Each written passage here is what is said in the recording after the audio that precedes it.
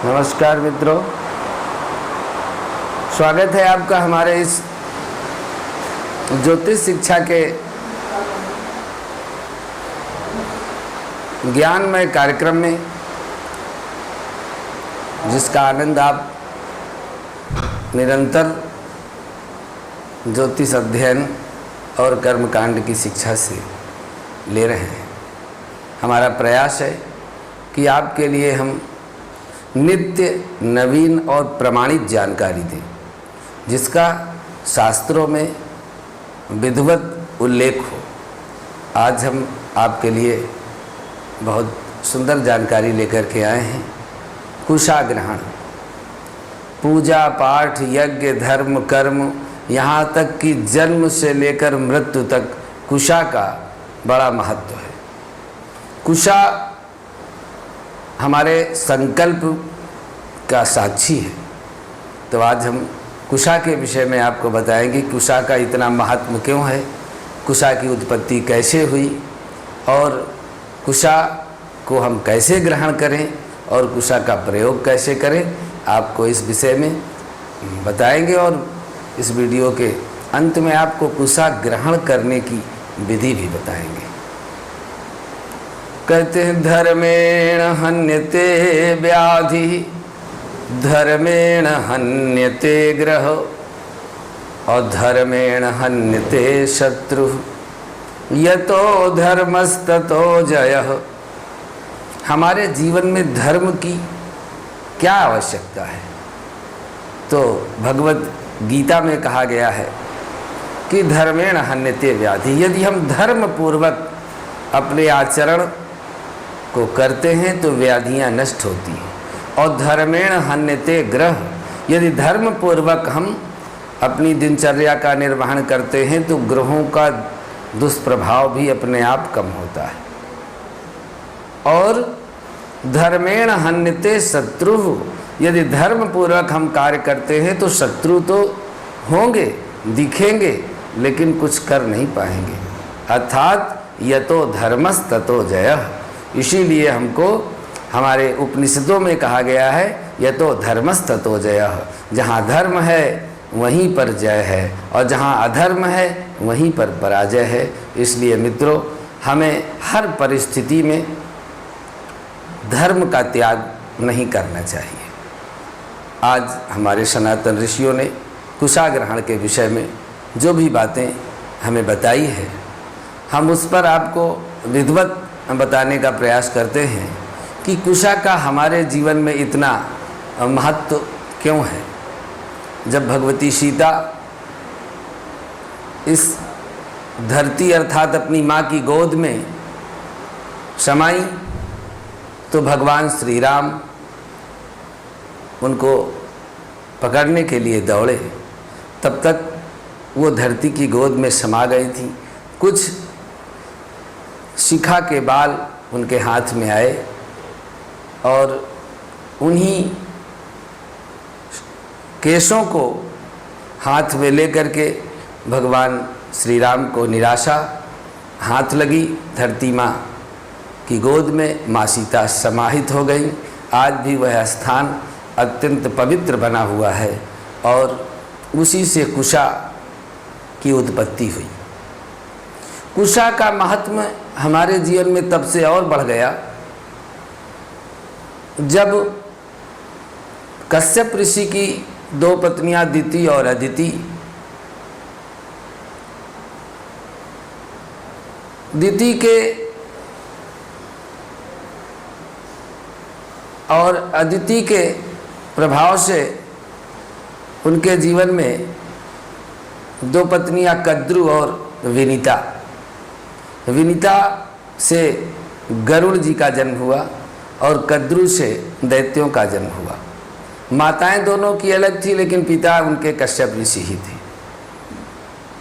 कभी छल पूर्वक कद्रु ने अपने शक्तिशाली पुत्रों के प्रभाव से विनीता को दासी बनना स्वीकार कर लिया। जब गरुड़ जी को यह बात ज्ञात हुई तो उनको बड़ा दुख हुआ कि मेरी माँ और मैं अपने माँ का यह पुत्र अपने माँ को इस बंधन से कैसे मुक्त कराऊं कि एक सौतेली माँ की सेवा में मेरी माँ को रहना पड़ता है, तो उन्होंने अपने दैत्य भाइयों से प्रस्ताव रखा कि मेरी माँ के इस सेवा भाव से मुक्त होने का कारण और प्रयोजन और इसका उद्धार बताइए।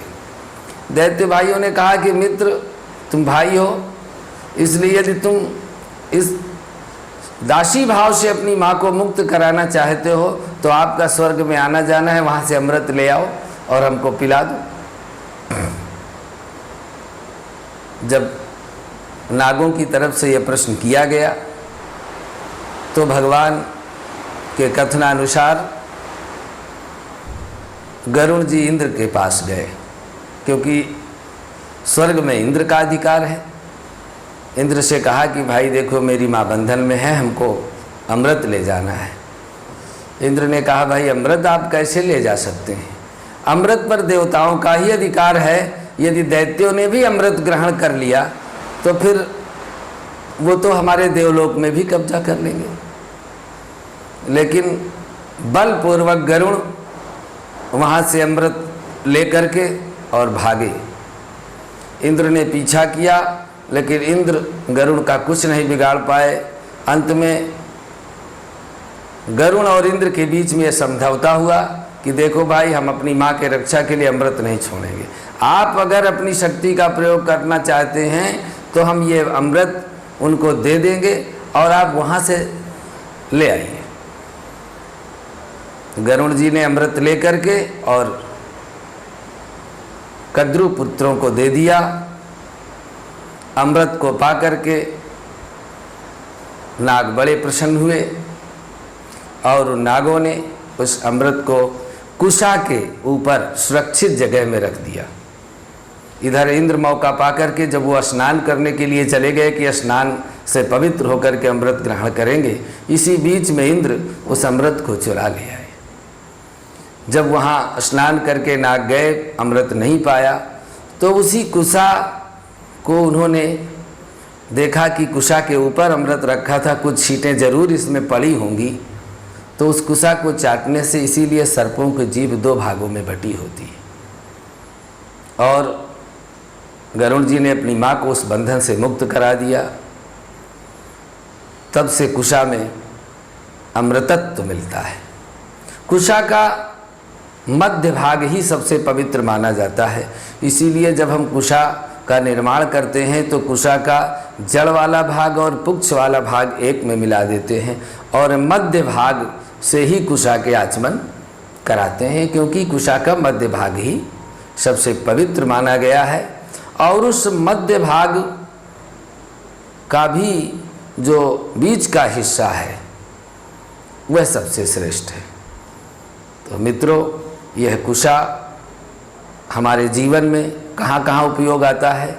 यदि घर में किसी की मृत्यु होने का समय निश्चित आ जाता है तो सबसे पहले हमारे यहाँ कुशासन देने का विधान है। किसी के अंतिम क्षणों में यदि हम कुशा के आसन में कोई प्राणों को अपने त्यागता है तो निश्चित से उसको स्वर्ग लोक की प्राप्ति होती है। वहाँ पर कुशा का प्रयोग होता है। जो ही किसी अपने घर में किसी सदस्य को ये लगता है कि वो अंतिम क्षणों में है, मृत्यु के नज़दीक है, तो हमारे घर के सब लोग मिल कर के, अपने घर के शुभचिंतक लोग मिल कर के कुशासन उसको बोलते हैं, कुशासन दिया जाता है। और उस कुशासन में लिटाने के बाद तुलसी दल, गंगा जल और स्वर्ण का टुकड़ा मुंह में डाला जाता है। मृत्यु के पूर्व जो कुशा के आसन में गंगा जल मुख में, तुलसी दल मुख में और नारायण का स्मरण करके जो शरीर छोड़ दे तो उसको मानव शरीर में स्वर्ग की प्राप्ति होती है। ऐसा हमारे वेदों में, हमारे सनातन धर्मों में प्रमाणित रूप से कहा गया है। इसीलिए समस्त ऋषि मुनि साधु सन्यासी सद्गृहस्थ मृत्यु के समय कुशासन में और ऋषि मुनि योगी तो पद्मासन में तुलसी दल और गंगा जल मुँह में डाल करके प्राणों को त्यागना चाहते हैं। इतना पावन और पवित्र यह कुशा हमारे जीवन को ऐसे पवित्र करता है मानो कि हमने अपने जीवन के सारे वृत्तांतों को उस कुशा से ही जोड़ दिया है। जब आचार्य जी संकल्प बोलते हैं और कुशा यदि हाथ में नहीं तो कर्म का साक्षी उसका कोई नहीं। तो कुशा रख करके ही जब आप कृष्णार्पणम बोलते हैं तभी उस पूजा पाठ धर्म कर्म के साक्षी भगवान उस चीज़ को ग्रहण करते हैं। इसलिए मित्रों, इस कुशा का हमारे जीवन में बहुत महत्व है। अब कुशा को ग्रहण कैसे करना चाहिए? कुशा ग्रहण करने के लिए सर्वप्रथम यदि दैनिक दिनचर्या के लिए हमको आज आवश्यकता है तो आज हम कुशा खोद करके ले आवें, आज प्रयोग करें, कल के लिए वो निर्माल्य हो जाएगा, कल वो काम में नहीं आएगा। लेकिन अमावस्या और पूर्णिमा को, प्रत्येक माह की अमावस्या और पूर्णिमा को जब हम कुशा ग्रहण करते हैं तो फिर हमको उस कुशा को 1 महीने तक प्रयोग करने का अधिकार मिल जाता है। इसलिए अमावस्या और पूर्णिमा को जो कुशा ग्रहण किया जाता है वह 1 महीना तक प्रयोग में आता है। लेकिन ब्राह्मण लोग, कर्मकांडी लोगों को कुशा ग्रहण करने के लिए एक निश्चित मुहूर्त वर्ष में दिया गया है, भाद्रपद की अमावस्या। भादों की अमावस्या को जो कुशा ग्रहण किया जाता है वह 1 वर्ष तक निर्माल्य नहीं होता। कहते हैं कुशाग्रे बसते रुद्र कुश मध्य तु केशवः, कुश मूले बसेत ब्रह्मा, कुशान में देहि में दिने। इतना कुश का महत्व बताया गया है। कहते हैं विरंचिना सहोत्पन्नम परमेश चिन्ह सर्जगः, नुद सर्वाणि पापानि दर्भ स्वस्ति करो भव। इतना स्वस्तिकारी कुशा है कि यदि कुशा को जल में डाल करके और भगवान के नाम से उस कुशा के जल से किसी भी व्यक्ति का मार्जन किया जाए, अर्थात जल उसके ऊपर छिड़का जाए, तो उसके रोग दोख भूत प्रेत जंत्र मंत्र सभी प्रकार की बाधाएं समाप्त हो जाती हैं। इतना कुश का महत्व दिया गया है। तो ऐसे कुश को कैसे ग्रहण करना चाहिए ये हम आपको विषय अब बताने जा रहे हैं।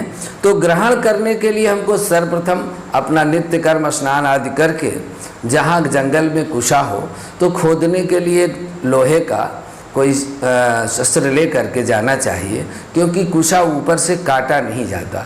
जब तक कुशा को जमीन के अंदर से जड़ सहित नहीं निकालेंगे तब तक वह प्रयोग करने योग्य, उसमें जड़ भी होना चाहिए और उसमें आगे का भाग पुच्छ भी होना चाहिए, पूरा सर्वांग कुशा होना चाहिए और उस कुशा को ही पूजा में प्रयोग किया जाता है। तो जब हम उस कुशा को लेने के लिए जाएं तो कुश देव को भगवान का स्वरूप मान करके प्रणाम करें, पूजन करें और उत्तर की ओर मुँह करके सबसे पहले 1 फुट नीचे उस कुशा को नीचे से जल सहित खोदें और उसमें मंत्र पढ़ेंगे, ओम हुम फट, ओम हुम फट। इस मंत्र से जय बार पढ़ें, उतने बार उस जमीन को खोदें और खोद करके फिर उसको दाहिने हाथ से हम उखाड़ें और दाहिने हाथ से ग्रहण करके उस कुशा की मिट्टी वहीं पर गिरा दें और उसको लेकर के शुद्ध जगह में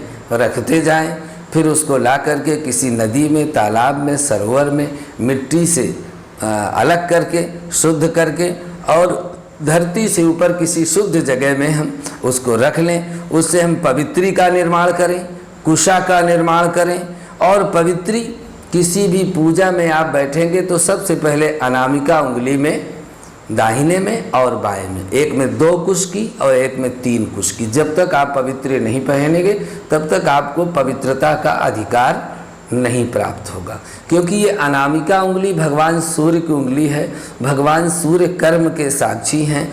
जो भी हमको पूजा पाठ, इसीलिए जब ध्यान करते हैं तो इस उंगली को ऐसे यहाँ से दबा करके और ऐसे प्राणायाम करते हैं, क्योंकि ये सूर्य भगवान का जो उंगली है या स्थान है। यहाँ पर जब हम पवित्री पहनते हैं तो वह ऊर्जा सीधे हमारे हृदय को, हमारे मन को, हमारे शरीर को प्राप्त होती है। इसलिए इस पवित्री को धारण करते हैं। यदि कुशा की पवित्री नहीं है तो आप सोने की, तांबे की, चांदी की अथवा तीनों धातुओं की बनी हुई एक पवित्री छल्ला अपने अनामिका उंगली में, जो ज्ञानी लोग हैं, विद्वान लोग हैं, जिनको रोज़ कुशापैती पहनने या ढूंढने का आलस्य है, तो वो सोने की मुद्रिका हाथ में पहन लेते हैं और उनको पवित्री पहनने की आवश्यकता नहीं है। वैसे भी हमारे शास्त्र में स्त्रियों को पवित्री पहनने के लिए वर्जित किया गया है। सधवा व विधवा नारी कुश ग्रंथिम न धारयेत, उनको नहीं पहनना है।